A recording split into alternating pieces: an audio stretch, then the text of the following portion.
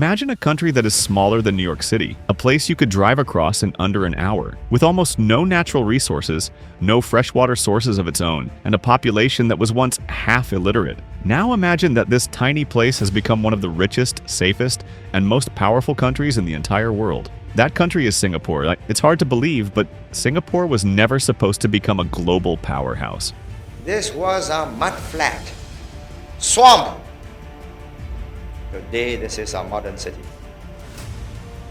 10 years from now, this will be a metropolis.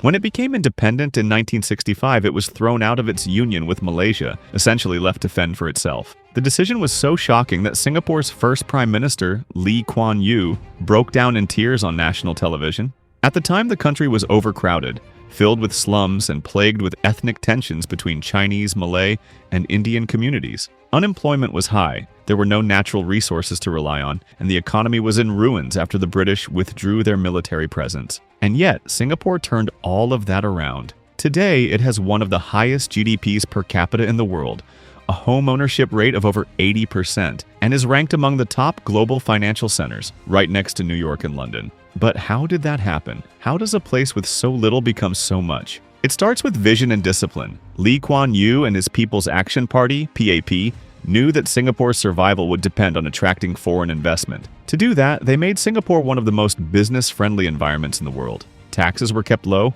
government corruption was crushed with strict laws and high salaries, and the country was run almost like a company, efficient, stable, and reliable. Strikes and protests were limited. Political opposition was allowed, but heavily restricted. The goal was to create a society where businesses felt safe to invest long-term. And it worked. Multinational companies began setting up headquarters in Singapore, creating jobs and building infrastructure. With every new investment, the city grew stronger. But Singapore didn't just focus on money. The government poured resources into education and healthcare. They built a world-class public transport system that connected every neighborhood. They introduced a unique housing program through the Housing Development Board, HDB, which built high-quality apartments that most Singaporeans could afford. These weren't just homes, they were symbols of stability and ownership, designed to bring together people of different backgrounds and build a national identity. Every HDB building even had ethnic quotas to make sure the communities inside reflected the diversity of the country. And to help people buy their homes, Singapore introduced a mandatory savings system through the Central Provident Fund, CPF, where workers automatically saved part of their income each month. These savings could be used for housing, healthcare, and retirement.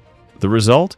A population that felt personally invested in the success of their country. As Singapore grew richer, it reinvested its wealth wisely. It established sovereign wealth funds to secure the country's future. Temasek Holdings, GIC, and the CPF together manage nearly $2 trillion in assets today, more than 3 times the country's annual GDP. If divided equally, every Singaporean would receive about $300,000. That's how forward-thinking the country has been.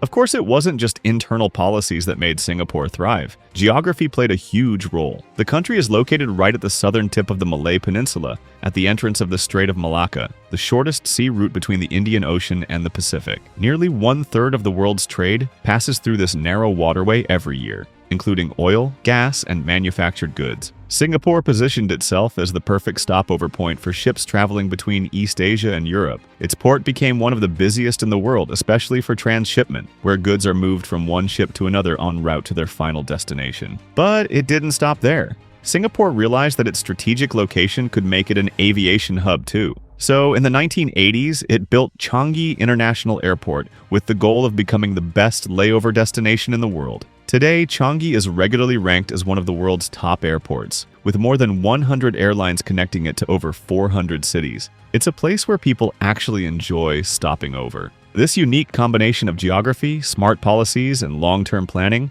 turned Singapore into a global giant. Despite being smaller than most cities, it now has more millionaires per capita than almost anywhere else. About 1 in every 25 people in Singapore is a millionaire. Its financial district rivals that of New York and London. Its education system consistently ranks among the best in the world. Its healthcare is efficient and affordable, and its government is one of the least corrupt on earth. But perhaps the most impressive part? It achieved all of this in just one generation, from slums and uncertainty to skyscrapers and stability in 60 years. The rise of Singapore is not just a story of economics or politics. It's the story of what's possible when a country sets clear goals, sticks to them, and invests in its people. A country that was once dismissed as a little red dot on the map is now a global symbol of what discipline, vision, and smart policy can achieve. And yet, this transformation didn't come without sacrifices. In the next part of the video, we'll look at the other side of Singapore's success: the strict laws, the limited political freedoms, and the rising tension between the East and the West that may shape Singapore's future. Stay with us, because if the rise was this dramatic, the challenges ahead could be just as important. Singapore's transformation was underway, but the journey was far from over. After stabilizing the early years of independence, the government knew that long-term success would depend on creating a sustainable model of growth, one that could compete globally, attract investment, and lift every citizen into a better life. Singapore had no natural resources, no large internal market, and was surrounded by nations with more land, more people, and often more influence. But what it did have was a deep understanding of its geographic value and the discipline to turn strategy into action. The government took bold steps. It invested massively in education, seeing human capital as the country's only true resource. Schools were standardized, public exams became rigorous, and meritocracy became a national value. Young Singaporeans were not only encouraged to study hard, they were expected to become the backbone of the economy. This strategy paid off. Over time, Singapore began producing one of the most skilled, tech-savvy workforces in Asia. At the same time, the government pushed forward a highly efficient public housing policy. By the 1980s, more than 80% of citizens lived in Government-Built Housing Development Board (HDB) flats. These weren't just homes, they were tools for social engineering. Every apartment block had ethnic quotas to prevent racial clustering, and every neighborhood was equipped with schools, parks, markets, and public transport. This was more than urban planning. It was a deliberate attempt to create social cohesion and national identity. The economy continued to evolve. What started as a hub for shipping and oil refining expanded into electronics, pharmaceuticals, and banking. Singapore positioned itself as Asia's financial gateway, offering global companies a politically stable, English-speaking, business-friendly location right at the crossroads of international trade. Corporate taxes were kept low, and the rule of law was strictly enforced. Corruption, a common issue in the region, was aggressively rooted out. Ministers and civil servants were paid competitive salaries to reduce temptation, and penalties for abuse of power were harsh. Transparency and trust became part of Singapore's brand. Meanwhile, public transport infrastructure grew rapidly. The Mass Rapid Transit (MRT) system connected the entire island, with stations placed strategically near HDB estates and business hubs. It was fast, clean, and efficient, reflecting Singapore's broader philosophy that government should be practical, not ideological. Citizens were encouraged to use public transport, while cars were heavily taxed to avoid congestion and pollution. Owning a car in Singapore became a luxury, not a necessity. As prosperity grew, so did the government's ambition. Singapore began to play a larger role on the world stage. It hosted major conferences, became a hub for international arbitration, and launched sovereign wealth funds to invest globally.